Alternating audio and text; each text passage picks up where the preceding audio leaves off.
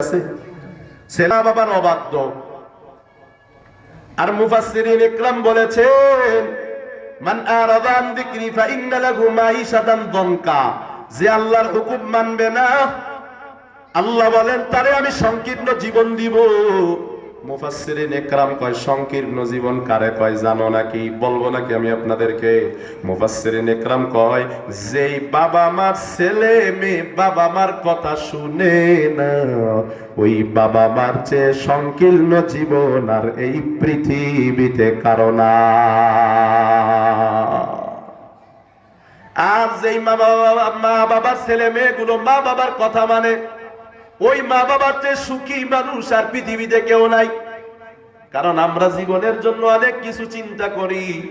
বিয়ে শাদী যখন আমরা করি, বিবির গর্ভে যখন একটা বাচ্চা আসে, আমাদের জীবনের সব সুখ দুঃখ আমরা সব কিছু বিলীন করে একমাত্র ছেলে মেয়ের চিন্তায় ব্যস্ত হয়ে যায়, ঠিক না?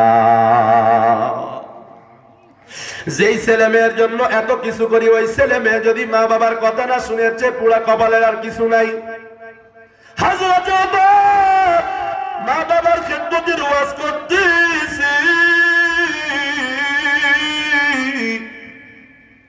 আরে বাবা, এমন সময় একটা মুরব্বী দাঁড়ায় কয়, ওমর রে, ও খলিফাতুল মুসলিমিন, একটা বিচার আছে।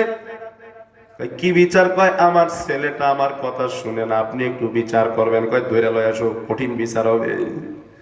ওমরের মতো এত বড় বাচ্চার হাতে যখন ছেলেরে বিচারে দিছে, ছেলেটা থরথর থরথর থরথর করে কাঁপা শুরু করে দিছে।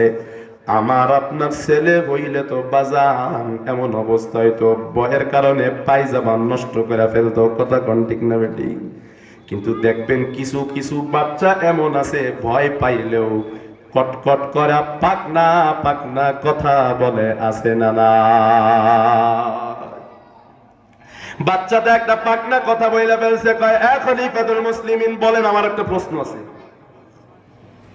কয় আমি যদি আমার মা বাবার হক আদায় না করি, আমি অপরাধী, আমার বিচার করবে।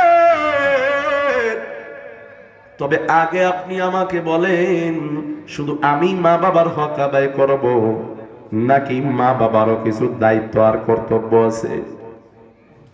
খলিফাতুল মুসলিমিন বলে অবশ্যই মা বাবার দায়িত্ব আছে। বাচ্চা কয় আমার বাবারে জিগার, আমার দায়িত্ব যদি আমার মা বাবা আদায় করে তাইলে আমার বিচার করবেন, যদি আদায় না করে আমার বিচার করার আগে আপনার আদালতে আমার মা বাবার বিচার করা লাগবে। এবার বিচার চলে গেছে ভিন্ন দিকে, বাদীর পক্ষে বিচার। খলিফাতুল মুসলিমিন আবার কয়, এই বাবা বলো, ছেলেমেয়ের হক আদায় করছো নি? কয় আমি তো জানি না। এই বাপ, সাইকেল চালাইতে পারেন, হুন্ডা চালাইতে পারেন, রাজমিস্ত্রি কাম পারেন, কাঠমিস্ত্রি কাম পারেন, ধান লাগাইতে পারেন, পাতো দিতে পারেন, গম কাটতে পারেন, গাড়ি চালাইতে পারেন, কত কি এই জমিনে পারেন। সার কোনটা কখন দেওয়া লাগবে সেই বিদ্যা আপনার জানা আছে? কথা কন আছে না নাই? সব কিছু শিখলেন রে বাবা, ছেলে মেয়ের লালন পালন কেন শিখলেন না? ছেলে মেয়ে লালন পালন কেন শিখলেন না? নামাজে যেমন ফরজ আছে, ছেলে মেয়ে লালন পালনেও ফরজ আছে। নামাজ শিখার জন্য ইমামরা প্রস্তুত করে, ছেলে মেয়ে লালন পালনের কথা ইমামরা জিগান না কেন? কেন জিগান না হুজুর? আমার বিবির গর্ভে একটা সন্তান আছে, কি করা লাগবে কোন? এটা জিগান না কেন রে বাজান? এরা নবীর উম্মতের দল খলিফাতুল মুসলিমিন এবার কয়, একটা বাবার দায়িত্ব হলো তার ছেলে বাবার কাছে পাওনা হলো। বাবা যখন বিয়ে করবে, একটা মুত্তাকি আল্লাহওয়ালা, আল্লাহকে ভয় করে এমন মহিলাকে বিবাহ করবে।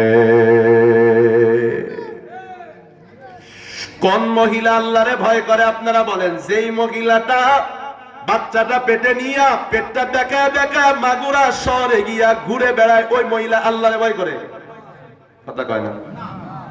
যে মহিলা তার দেবরের হুন্ডার পেছনে চড়িয়া দেবরের সাথে পার্কে যায়। ওই মহিলাটা আল্লাহরে ভয় করে।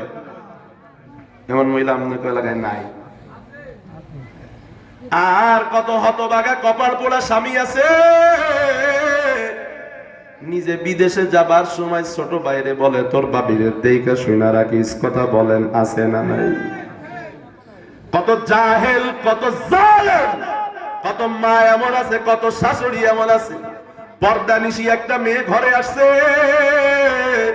দেবরের সাথে বাসুরের সাথে সাক্ষাৎ করে না, দেখা দেয় না। ওই মার ছোট ছেলেটা এসে কয় আম্মু আমি আর বাড়ি আসবো না। কয় কি হয়েছে? কয় বড় ভাই বিয়ে করে আনছে, ভাবি দে আমার সামনে আসে না, আমার ভাবি তো আমার বোনের মতো। এমন কথা সমাজে আছে না নাই? ওই বাড়িতে একটা জামাই আছে, মেয়ের জামাই। জামাইটা এসে কয় শাশুড়ি আম্মা আপনার বাড়ি আর বেড়াইতে আসা যাবে না। কয় কেন রে?